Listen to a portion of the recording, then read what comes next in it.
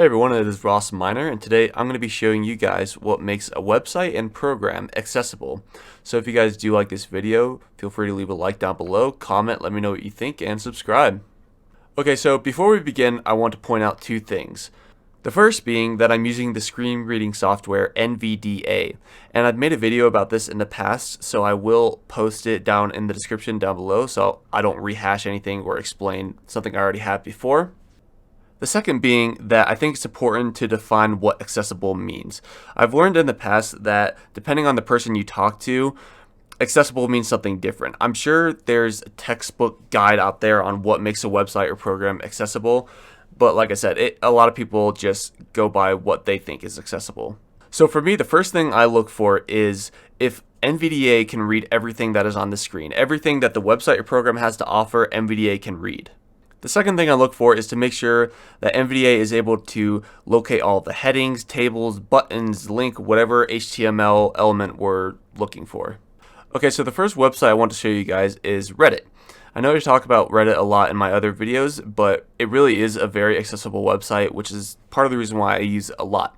So the first thing we want to see if NVDA is able to read everything on the screen.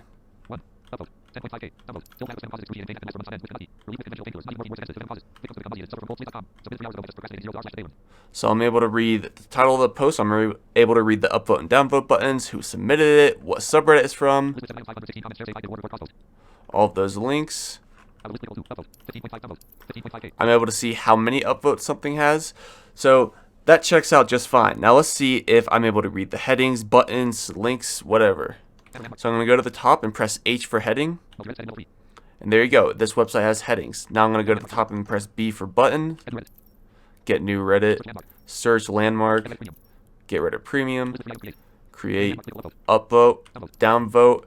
Good. So the upvote and downvote buttons are actually correctly labeled as buttons. So there you can see that that's really all you need to tell if a website is accessible or not. Okay, so the second website I want to show you guys is Pokemon Showdown. For those of you who don't know what Pokemon Showdown is, it's just an online Pokemon battle simulator. And the first thing I want to point out about this website is that you can really tell that the developers have put a lot of effort into making this website accessible. Now, it already has all headings, links, buttons. I won't go through all that again. However, the main thing that makes this website really accessible is A, how it's laid out, and B, when you're in a battle, whenever something happens in the battle, they've made it so NVDA will read it out automatically. And so I want to give you guys an example of that so you can see what I mean. So I'm going to navigate to battle, random battle.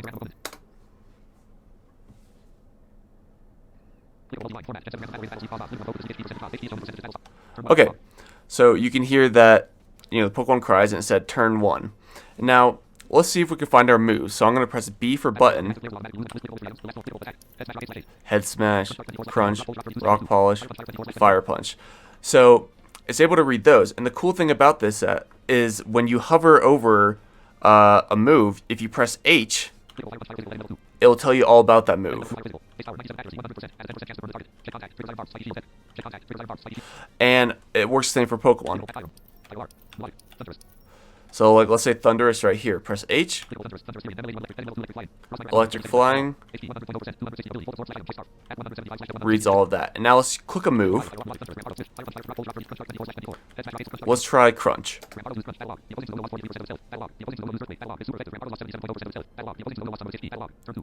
And there you go. It tells you what moves we use, how much damage we took, all of that. And that's what makes this really, really accessible. I'm going to go ahead and forfeit so we don't take up this guy's time.